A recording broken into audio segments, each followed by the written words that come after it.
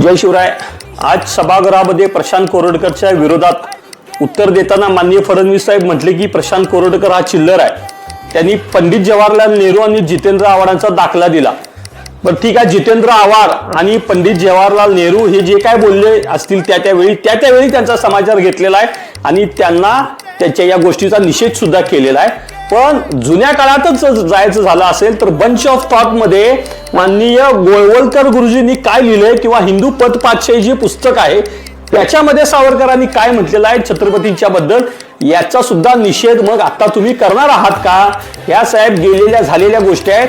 आता जे छत्रपतींच्यावर बोलतात मग तिथून पर्यंत त्या कोश्यारी असेल, तुमचा चिंदम असेल किंवा हा तुमचा कोरडकर असेल, जर का हा कोरडकर चिल्लर असेल तर कशाला त्या या चलनात न चालणारी 5 आणि 10 पैशाची चिल्लर आपण खिशात लपवून ठेवली आहेत?